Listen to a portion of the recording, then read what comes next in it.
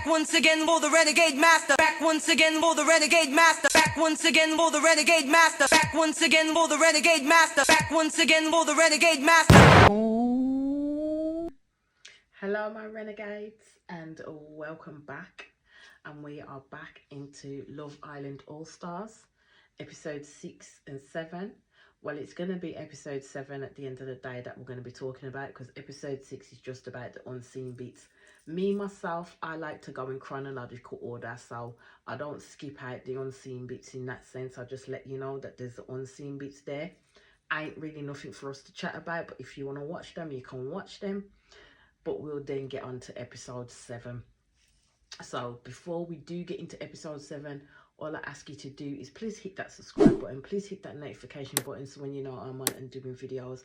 And let's talk about this episode, shall we? This episode, because all I'm gonna say is, everybody keeps saying how Mitch is messy. Yeah, we already know the metal of who Mitch is. We know who he is, and we know what he's about, and we know what he does. At the end of the day, the two people that I'm going to say are extra messy is Molly and Georgia S. To be fair, because them two tonight, fucking hell, they did my Sweden. Like, honestly, did my living Sweden, man. Like, see, they were confusing the hell out of me. They had me kerfuffled. They had me bamboozled. They had me bazingered at the end of the day, because I didn't know which way they were coming from, but they weren't coming from the right side. They were coming from the left side, man. It was just a madness, a total madness. So before we get into the issues with them, Arabella's entered the villa. The boys are happy to go out, get out and go meet a new girl. And as we know now, Toby and Arabella had a ting and ting. So there's history there too. And I'm like, how many more people are they're gonna bring in this place where it's all about unfinished motherfucking business? Why have they not finished their business before they get in this place? Like for real. All we know with Toby and Arabella is they kind of had a ting. They did sleep together, even though Toby was trying to play it cool with the lads and say they didn't sleep together or no. Arabella confirmed it with Georgia S at the end of the day that they did sleep together, and apparently Arabella moved away, and then they were just like flirty banter, texting back and forth, and it didn't go any further than that when it possibly could have. It possibly could have. So there's unfinished business between them two. Okay, unfinished business between them two. Georgia S is getting tired, fed up of the fact that Toby has turned around and said that he's single. He pulled Molly for a chat. She's burnt about that, and she doesn't know what else to do in that sense. She doesn't want to come off looking like a mug.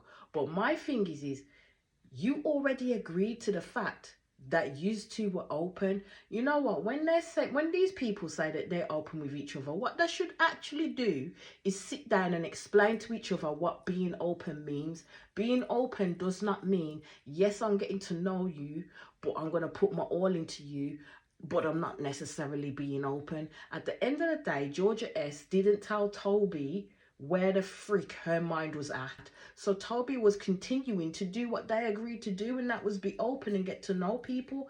He actually point blank in the last episode asked her, do you want to be my girlfriend? Is that where this is going? And she's like, well, I can't answer. She was being all blasé, like she ain't gonna answer that. And this is what I mean. This is what I mean. Start as you mean to go on. If you are saying or agreeing to being open with somebody in that place, you know how it goes. You've been in it. You've gone through this experience already. So what you should be doing is having a conversation and saying, what do you mean by being open? Because this is what I feel I mean by being open. So let's start off as we mean to go on the same level playing field, so none of us will get hurt. So you ain't going to see the shit that's going on between Georgia S and Toby at the moment, because she along with Molly are doing my head in. And then on top of that, every time Georgia S is talking to someone, you got the girls blowing smoke up her ass, like literally blowing smoke up her ass. Like when Georgia S was talking to Hannah about the fact that, you know, she was saying that she was open with Toby, but she's not going to be naturally open. And I said, that's your problem right there. That's your problem right there. As I've already said, you don't communicate with each other. You talk about you're emotionally mature, but you're not. None of you is emotionally mature. And someone which literally needs to sit down with her and say to her, the same way Molly sat down with Toby in the episode and spoke to Toby and told him he was going on with a madness.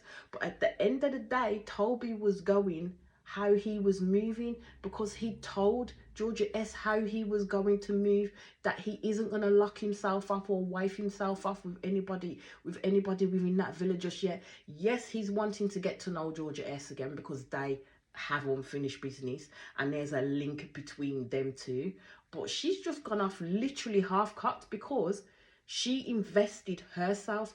That was her choice. That was Georgia S's choice to invest herself in the way she did in Toby. Toby didn't give her no sign to say, do you know what, invest your lot in me because what I'm going to do, we're going to lock off.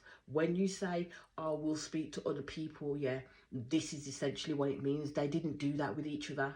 They didn't do that with each other. And as Toby says, which I said from the beginning, she put more into him than he did into her. She liked him more than he did her, and he showed this in his actions and the way he spoke to her. But she didn't heed the signs, she didn't read the signs, and she didn't take those signs as a given. That stop literally putting all your emotions into this one person because he's not giving you the signs back to say this is what you need to do. Basically, everybody knows the juxtaposed of Love Island. You go in there, you're meeting people. Yes, when you see certain people and you couple up with them, certain situations arises. That's when you have communication. That's when you properly talk. But I'm telling you, these people don't seem to actually communicate unless they're telling the other person that they fancy them. So let's just say with Arabella, she's a straightforward girl. She's a no-nonsense girl, yes. So she comes into the villa, and you know, as they do, the lads break off into one part, the girls break off into one part because they want to know all the questions, all this, that and the other. And it does come up. I can't remember who asked it, but it does come up about Toby and them. And she point blank said that yes, they do have history. This is how it went. And she was truthful about it. And Libby says, well, you can't say more than that, can ya? And Georgia S just looked like she was shitting bricks. And I'm like, well, why? At the end of the day, this man's going to have history, just like one of them in there is going to have history with someone. And there's going to be a possibility that someone from the OG times is going to come in that you're going to have history with, and you're going to have to deal with whatever happened within that time you were together, especially if it ended bad or there weren't really an ending to it, it was still left open. Then you're going to have to talk to these people about it. So I think Georgia S kind of needs to settle herself and wind her neck in properly. And all the lads think Arabella is stunning, and she is, to be fair. She is. She's quite confident. She knows who she is, what she wants to do and how she wants to go about it at the end of the day. And it was Georgia H that was making me laugh when she was describing Arabella. And then as the night moves on, you see Callum having a chat with Molly at the fire pit with Kaz, and I can't remember who was sat next to Kaz, but someone was sat next to Kaz who she was talking to as well. And Callum was just asking, basically questioning Molly about her decision to pick him in the recoupling, because he's basically saying that he's putting the feels out there, he's doing the things that she's asked of him, showing his intentions with her, and she's not pulled him for a chat. She doesn't do anything. She's kind of like ignoring him. So then she starts going off half-cocked and talking about like he's not listening to a word that she's saying, and that basically it's important that if a girl comes in that he gets to know her just to see where it goes, or if it goes anywhere, and if it don't, then da-da-da-da-da. And I'm kind of like, why are you sending mixed messages to this man? Because when you sat with Chris, you turned around with Chris and you said, I don't know his intentions. The man was being intentful when he was speaking to you, and it looks like he's been showing his intentions since you picked him to couple off and trying to change little bits and pieces in order to communicate his intentions to you. Now you get it. You don't understand where he's coming from, and you're trying to say this man is confused. It's Molly. Molly is the one that is confused, man. Molly is truly confused. And then she gets up after the conversation, trying to say this man's not listening to her, and storms off, like literally storms off. And I thought, here we go again. Here we go again. And the waterworks, and everybody starts, Molly, Molly, Molly, running after her. I'd be like, leave the girl, let her go sort herself out. If she wants to storm off and start to cry over nothing, make her do it at the end of the day, because she's the one that was in the wrong. Molly was the one that was in the wrong. Callum didn't do anything wrong but ask a rotted question at the end of the day and basically pull her up in terms of her actions and her own intentions. And she didn't like it. She literally had to spank him back across his face in regards to what it is that he's not doing what he should do. And then in the next breath, she's trying to tell, I can't remember who it was that she spoke to, then she's trying to tell another girl that all I want him to do is just say, no, it's you. Or when another person comes in, I don't want to speak to another person. I don't want to do this. I just want us to focus on each other. But he did do that. Because when he came in, my guy didn't speak to none of the girls. He was completely focused on Molly. He still continued to be focused on Molly, even when she picked him and recoupled up with him. But now he's thinking, hold on a minute, I'm making all the moves and you're not doing nothing. You're not giving me nothing in return. So what the hell is happening? And then straight away, she jumps on him.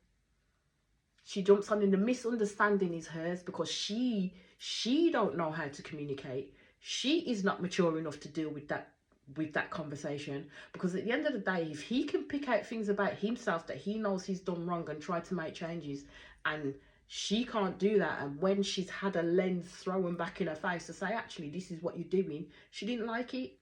She didn't like it. So Georgia S and Molly, as I said, are getting on my tits, like absolutely getting on my tits, because it seems as though everything has to be about them.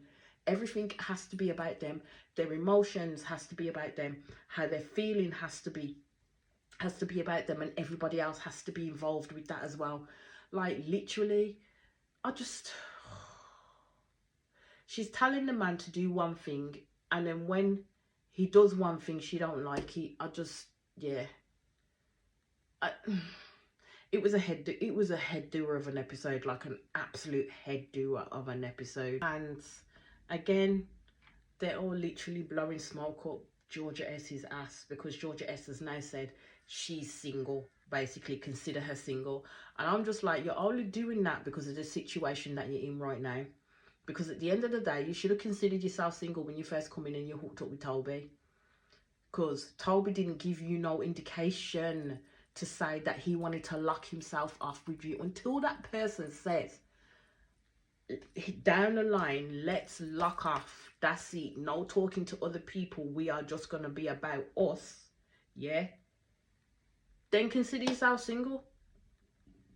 Until he says that, consider yourself single, because that's how he was seeing it too. And that's why I'm saying confusing as hell. So then Georgia S gets it in her when Molly's there moaning about Callum and saying, like, to the girls, oh, you know what, I want him to, if another girl comes in and he likes her, to be able to experience that and have that experience and to chat. And if he comes back to me, he comes back to me in that sense. Don't know which way it's going to go. So then Georgia S turns around, peep game, because she was waiting for this opening. I swear down, Georgia S was waiting for this opening, and says that she wants to have a convo with Callum, but because Molly is her mate, she's finding it hard to get past. And I just thought to myself, you took that prime opportunity to say that then, because you knew Molly being Molly, she would turn around and say to you, after the guff she's just said about people getting to know Callum and da-da-da-da-da, she would turn around and give you the green light, which is what she did. She turned around and gave you the green light. She gave you the blessing to go have a chat with Callum, because he probably would like that. Georgia S didn't waste no time. Georgia S did not waste no time at all. At all. That's all I can say. When it got to the nighttime situations, Georgia S wasted no time in sitting in a group with Callum. I can't remember who the next person was sat next to Callum, but she didn't waste no time starting that chat with him and letting him know that he's her type, and she's interested in getting to know him better in that sense. And Callum kind of agreed that if Molly hadn't come in, the other girl that he would have picked, or the girl that he would have taken anyway, would have been Georgia S. He would have taken her away from Toby. And I was like, oh, is it? And who had the little bit of the green-eyed monster? Molly did. Molly had the green-eyed monster. This is exactly what she wanted him to do. He's cracking on now. She don't like it. Again, mixed freaking messages, because I swear down the games that some of these girls pull up in here is off the motherfucking charts. So then the next rotted drama of the night is the Mitch and Libby situation. And I already called it that Libby is Mitch's back burner. Libby is Mitch's Abby at the end of the day, because Mitch likes Arabella and he definitely liked Demi. So Libby's sitting there in the group getting more and more irate about the fact that Mitch has pulled Arabella for a chat in front of her, and he ain't spoken to her all day. He has not spoken to her all day. Now, my thing is if you have an issue with someone, rather than chatting to the group and getting them to gung-ho you up, go straight to the freaking source and have that conversation with them, because these people don't do that. They will go to the rest of the group and say, oh, I'm feeling this way, and he's doing this, and she's doing this, and and everybody still tells you, go and talk to the person. So they'll roll you all up to the point of no return, so then you go and let loose on that person that's going to get it. And that's what happens. Libby let loose on Mitch, like fully let loose on Mitch. So she earlier on had a conversation with Chris and basically told Chris, yeah, that even though she's coupled up with Mitch, she's still very much open. And the reason why she was saying that is because she was telling Chris that she was interested, basically, that she's interested, she's open. If he wants to talk more, they can talk more at the end of the day. So she then tells Mitch that when she spoke to Chris, there was a vibe, but she apparently told Chris that she's more drawn to Mitch. And I'm like, no, you didn't. You didn't say that to Chris. You essentially let Chris know you was open. Like, you was open, even though you're coupled off with Mitch. You didn't turn around and say that you were still drawn more to Mitch than Chris to Chris. You didn't say that in the slightest, my gal. She said, Mitch is making her look like she's a madam. And he was like, Mitch was nonplussed as to say, why is this a thing? And this is where I think Mitch does not think about the things that he says to other girls, and the fact that there could be repercussions because you're saying the same thing to different girls, which ain't good. And this is what gave you the nickname Messy freaking Mitch in the freaking first place. And this is why I'm saying his fucking pigeons are coming home to freaking roost right now, because he turned around to Libby and said, you're my number one. Don't worry about it, you're my number one. But he also said to Demi that you're my number one, and that came out because Demi ended up telling Libby that that's what Mitch said to her. So Libby strolled straight over to Mitch, asked him the question, and Mitch was like, he was kind of dumbfounded. And she goes, yeah, that's all I need to know, and then walks off. And then the guy said to Mitch, did you say that to Demi as well? And he went, yeah, I did, you know. At least Mitch admitted it. But I'm thinking something was in the motherfucking water tonight. Like, seriously, something was in the water, because these people, Jesus. I mean, has it been 4 days? I think it's only been 4 days now, you know. And yet, it's like they've been with these people for years. Like, seriously been with these people for years, yet you've been with them for 4 days. At the end of the day, Libby went the way of everybody else when it comes to Mitch, because this is Mitch, this is his MO. You should know that. You need to know how to play it cool when it comes to Mitch, and not give so much of yourself to this guy, because he just likes to play the field. He is a proper smorgasbord person where it's like, oh, I want that. Oh, I want that. Oh, let me touch that. Oh, let me touch. That's Mitch all over. That's Mitch all over. So, anyway, that's where it ended. And there isn't much more for me to say except that that episode was a mess. An absolute and utter mess. People raw getting egg on their faces all over the gaff. Anyway, my renegades, I shall be back in quick succession with the next episode. So please hit that subscribe button. Please hit that notification button so when you know I'm on and doing videos. And I'll be back again soon. Peace out.